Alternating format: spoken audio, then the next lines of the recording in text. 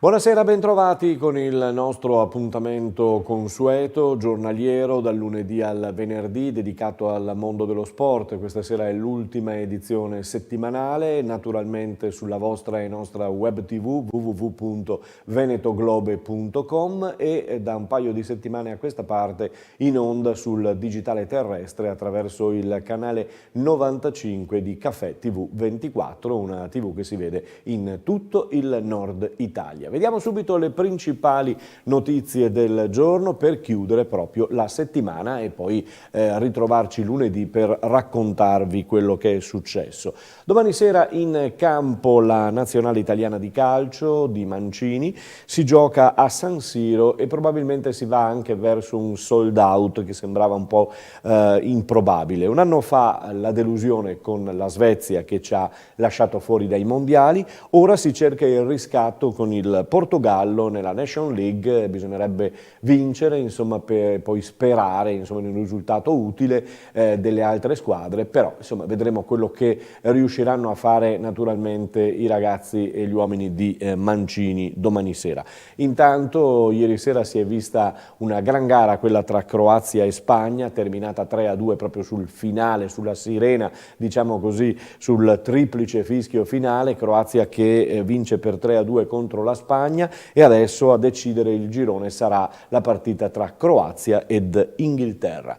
Amichevole anche per l'Under 21 per quanto riguarda i nostri azzurrini. Di Biagio ha perso per 2-1 proprio contro l'Inghilterra, ma giocando bene e strappando anche confortanti applausi. Siamo alla Serie A che è in attesa di riprendere dopo la pausa della nazionale naturalmente, con la lotta apertissima con la Juventus naturalmente e ferma anche la Serie B perché si vive la sosta della nazionale e si riattaccherà il 23 novembre con l'anticipo tra Verona e Palermo, partita veramente interessante. Anche in Serie C, nel girone B, spicca una partita, quella di questo fine settimana, che è Triestina-Vicenza. Una partita interessantissima, una partita che vede la Triestina lanciata dopo la vittoria a Pordenone contro il Pordenone, va a trovarla il Vicenza, o meglio il Lanerossi Vicenza di Rosso. Vedremo quello che uscirà da questa partita, diciamo così, di vecchia storia, di vecchio stampo. Passiamo alla Serie D, nel girone C siamo all'11ª giornata con questi abbinamenti, questi accoppiamenti: Montebelluna Campodarsego, Adriese Virtus Bolzano, Chions Este, Clodiense Chioggia Trento che è reduce della sua prima vittoria nel campionato, Levico Terme contro Charlins Musane, ST Giorgen San Giorgen contro Belluno, Tamai Sandonà, Arzichiampo Cartigliano e Union Feltre Delta Calcio Rovigo. Quadro che scopriamo anche per quanto riguarda l'eccellenza, anche qui girone B, 11ª giornata, queste le partite: Mestre Lia Piave, Istrana Luparense, Eclisse Carini Pivigina Calvinoale, che seguiremo con le nostre telecamere, Giorgione Tombolo, Liventina Nervesa, Union Pro Treviso, Union QDP Real Martellago, Vittorio Veneto Porto Mansuè. Si arriva a questa giornata dopo un turno per 5 squadre, un turno chiamiamolo infrasettimanale, anche se non era un proprio vero turno infrasettimanale, era un turno dedicato alla Coppa e agli abbinamenti, a parte il recupero tra Istrana e Liventina, la ripetizione della gara. Questo per quanto riguardava il calcio e ce ne occuperemo appunto nel fine settimana. Andiamo a vedere quello che succederà per quanto riguarda il basket. Invece TVB in prima linea, TVB che gioca in casa contro Iesi, c'è grande festa al Palaverde domenica perché ci sarà la festa e la presentazione anche solita del settore giovanile, quindi grande pubblico, grandi applausi e naturalmente Menetti che oggi pomeriggio ha condotto la solita conferenza stampa di presentazione appunto della partita contro Iesi, vuole vittoria naturalmente per continuare il buon cammino fin qui fatto in campionato e fortunatamente per Menetti si svuota l'infermeria. Dovrebbero essere della partita sia Barnett che Antonutti, quindi insomma la situazione a disposizione, il roster a disposizione ritorna quasi completo o completamente fatto. La Ruker Sanve sarà in casa contro Reggio al Palasaccon, vi ricordo anche la diretta streaming curata sempre da venetoglobe.com, mentre il Ponzano Basket, anche qui ci sono le dirette streaming di venetoglobe.com ma soltanto in partite interne, la Ponzano Basket sarà a Bolzano per quanto riguarda la Serie A2 femminile. Spazio adesso al settore femminile con l'Imoco che ha vinto contro la Zanetti Bergamo l'altra sera per 3-0. Allora andiamo ancora al Palaverde a fine partita con Simone Fregonese che ai suoi microfoni c'ha Valentina Tirozzi e poi vi facciamo ascoltare un piccolo cameo di Raffaela Folì, ma su questo ritorniamo. Doveva andare così, è andata così questa partita. Sì, ci aspettavamo, ci auguravamo che andasse così, nel senso che dopo una battaglia come quella di sabato ricaricare subito le batterie non è mai facile. Sapevamo di incontrare Bergamo che è una squadra che in questo momento è in difficoltà, per cui a caccia di punti ce l'aspettavamo molto agguerrita e quindi sono felice che la partita sia andata in questo modo, che tante di noi abbiano trovato spazio, abbiano avuto modo anche di respirare l'aria del campo e complimenti alle mie compagne perché tenere l'attenzione non era facile. Vale, 3 partite di campionato, 3-3-0, Supercoppa in tasca, insomma la stagione è iniziata bene. Sì, abbiamo veramente fatto un ottimo inizio, ma ci piace pensare veramente giorno per giorno, partita dopo partita, a quello che verrà domani. Quindi quello che abbiamo fatto, bravissime, siamo molto contenti anche per aver portato a casa la Supercoppa, ma ragioniamo giorno per giorno, adesso abbiamo già la testa a domenica. Ecco appunto, adesso dovete giocare ogni 3 giorni, però sembra che la rosa sia abbastanza affidabile perché come abbiamo visto anche stasera chiunque entra, cambiano i fattori ma il risultato resta sempre quello. Speriamo, no, noi ci siamo, ci alleniamo anche in un modo tale da appunto essere pronti a qualcosa del genere. Credo che la società abbia investito veramente in un modo eccezionale quest'anno nell'allestire la squadra con una rosa di questo tipo, così numerosa, proprio in vista di tutti gli impegni che ci sono, così ravvicinati. A noi sta la capacità di entrare subito in partita quando siamo chiamate, che non è facile, ma ci alleniamo per questo.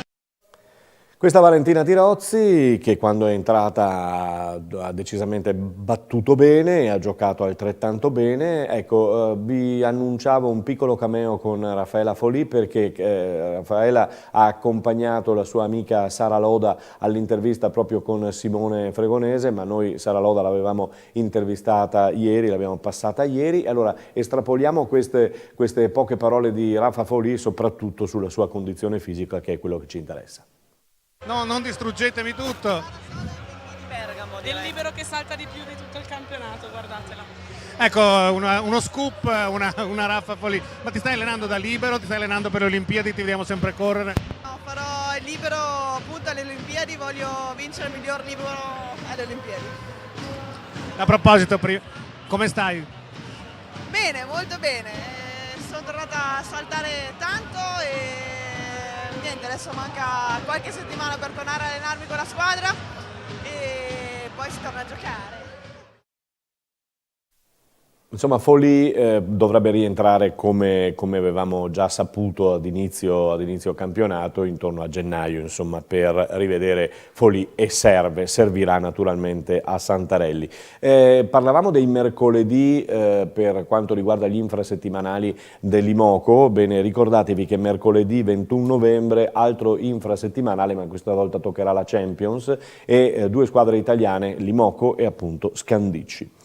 Lasciamo il volley, passiamo al rugby con la Benetton che parte per il Sudafrica, starà via un 15-16 giorni per effettuare le 2 trasferte appunto in terra sudafricana contro le 2 squadre, le 2 franchigie sudafricane. Intanto c'è da dire che da Monigo buone nuove per la copertura, la tribuna cosiddetta che verrà chiamata tribuna est è quasi completa, il tetto è salito, quindi l'inaugurazione ufficiale con molta probabilità l'8 di dicembre a Monigo per affrontare gare tra Benetton e Harlequins, grande partita con grande inaugurazione dello stadio e della nuova tribuna. Rimaniamo sempre nel rugby perché la nazionale italiana, dopo aver vinto contro la Georgia, grazie anche alle mete di Bud ed Allan, riconfermati tra l'altro in formazione anche contro l'Australia, è un'Australia che arriverà a Padova e giocherà domani appunto per quanto concerne questa importante gara di nazionali. Passiamo al femminile. Vi avevo accennato ieri che ci sono state grandi novità e grandi convocazioni in casa Iniziative Villorba Rugby, perché 5 ragazze sono state convocate in nazionale. Come sempre a far da capofila spicca lei, ovvero la veterana sia della Villorba Rugby sia della nazionale italiana, ovvero la Barattin. Complimenti a lei e in bocca al lupo naturalmente alle altre 4 convocate.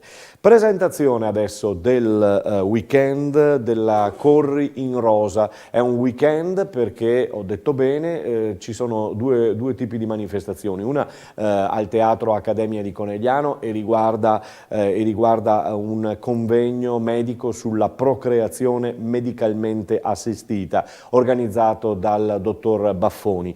Domenica poi la corsa invece per quanto riguarda il Corri in Rosa. Non si toccherà quota 10.000 con molta probabilità, però saremo molto vicini, ma l'importante è essere tutti in quel di Corri in Rosa, in quel di San Vendemiano. Ce lo conferma anche il sindaco Guido Dussin, che poi lancia delle novità. Insomma, a San Vendemiano non mancano mai le novità. Sentiamolo. Il risultato importante è quello che il mammografo è arrivato e soprattutto il numero di controlli è stato accertato, quindi in un modo esponenziale ben oltre le aspettative. Poi noi siamo pronti per ospitare questo evento che ormai è una tradizione e quindi affiniamo sempre di più l'organizzazione. Quest'anno siamo proprio perfetti. Mostra di pittura, mostra di scultura, Sunway Tower, pista illuminata in rosa, tutto il villaggio di Natale già preparato con la ristorazione appunto tutti i nostri locali del paese, tutta la città che è addobbata, siamo a posto. Lei ha lanciato poi anche questa sorta di sinergia, di collaborazione, insomma, voluta, cercata e non solo parlata. Ma sì, la collaborazione col territorio la cercherei in senso più ampio.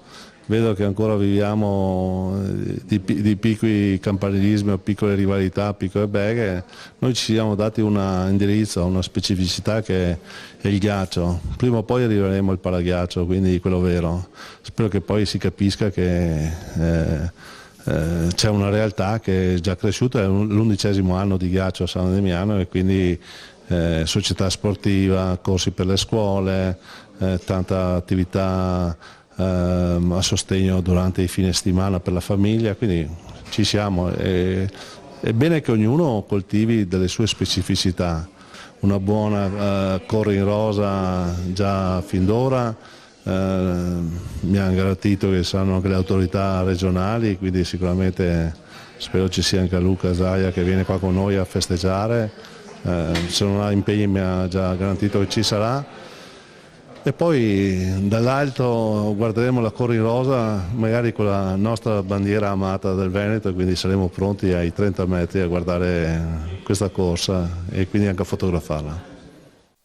Ecco, questa è la novità insomma di San Vendemiano, questa Sunway Tower, come l'ha denominata il sindaco, una giostra, diciamo così, che sale a 30 metri d'altezza e da lì una visione molto bella, non solo della Corri in Rosa, ma di tutto lo spazio dove si allestisce il Natale di San Vendemiano, con la pista di ghiaccio che, come dice il sindaco giustamente, non è una pista di ghiaccio sola per prendere qualche soldino, è un'attività sportiva perché, come avete sentito da Dussin, si parla anche di un futuro palaghiaccio e credetemi, quando Dussin così spara queste notizie non sono mai sparate a vanvera, quindi avremo sicuramente un palaghiaccio in quel di San Vendemiano. Concludiamo ricordandovi che questa sera, sempre nel Trevigiano, precisamente a San Pietro di Feletto, si premiano gli atleti del territorio felettino tibetano che si sono distinti nell'ambito sportivo nazionale. Ospiti il corridore Pelizzotti e una delegazione delle atlete dell'Imoco Volley Conegliano. Tra i premiati spicca anche il maestro Carmeni, judo conegliano, memoria storica, il triatleta Pradella, eccolo qui nella premiazione di una sua grande vittoria, e poi molti altri personaggi che allieteranno la serata a San Pietro di Feletto. Per noi è tutto, ci fermiamo qui, noi ci risentiamo e ci rivediamo, è il caso di dirlo, lunedì, sempre alle 19:40 su Caffè TV 24, canale 95 del digitale terrestre, sempre sulla nostra web tv www.venetoglobe.com, dove ci trovate in modalità anche on demand. A tutti voi buona serata e buon weekend.